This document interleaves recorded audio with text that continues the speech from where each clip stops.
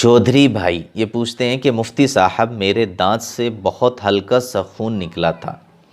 मैंने महसूस किया लेकिन थूक दिया और कुल्ली कर ली, तो क्या मेरा रोज़ा नहीं टूटा?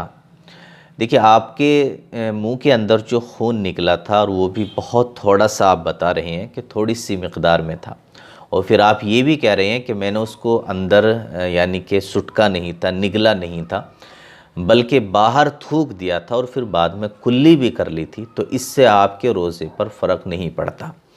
देखिए, इस मसले को अच्छे से समझें। रोज़े की हालत में जो दांतों से अगर खून निकल आता है तो देखा ये जाता है कि वो खून कितनी मिक़दार में निकला है।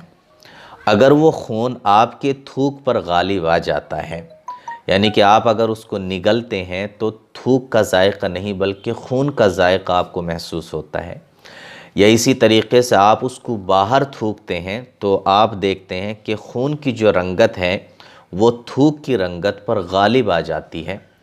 तो इस सूरत में अगर आप उस थूक को, यानी खून समेत थूक को, जिसमें खून गालिब है और थूक कम है, उसको अगर आप रोज़े की हालत में निगल लेते हैं, सुटक लेते हैं, तो फिर आपका रोज़ा टूट जाता है।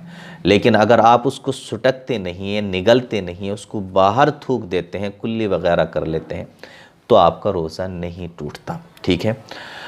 और इसी तरीक़े से अगर खून बहुत मामूली है, यानी कि इतना मामूली है कि थूक ज़्यादा है और खून बहुत कम है, जायका भी खून का महसूस नहीं हो रहा है, और बाहर थूक के देखते हैं तो थूक की जो रंगत है वो खून पर गालिब रहती है, तो ये बहुत मामूली खून समझा जाएगा।